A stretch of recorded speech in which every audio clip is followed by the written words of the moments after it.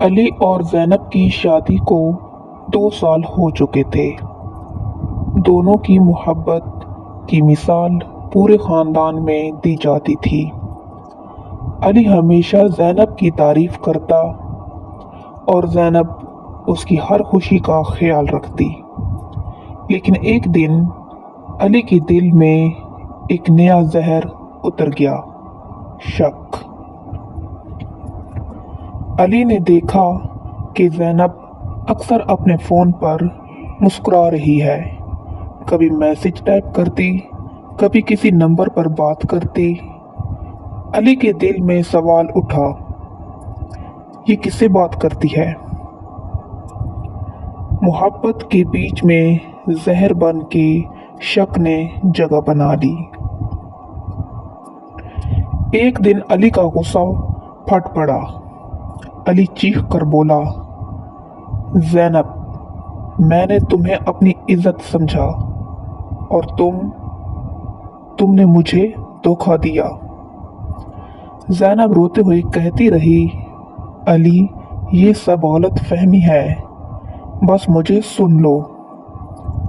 لیکن علی کے کانوں پر کسی کی آواز نہ پڑی۔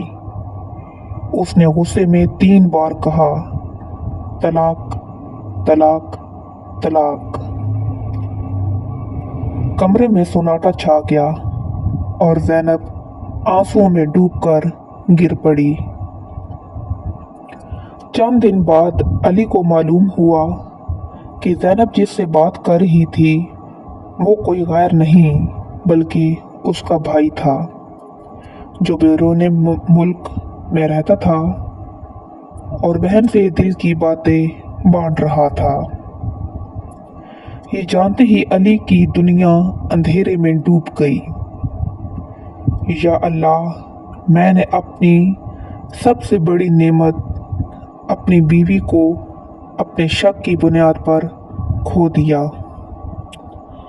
علی روز رات کو زینب کی تصویریں دیکھ کر روتا، کاش میں ایک لمحہ صبر کر لیتا، کاش میں سن لیتا، کاش میرا پیار میرے شک سے جیت جاتا۔ لیکن اب صرف پچھتاوا ہی باقی رہ گیا تھا۔ شک محبت کو کھا جاتا ہے۔ اعتماد ٹوٹ جائے تو رشتے ہمیشہ کے لیے بکھر جاتے ہیں۔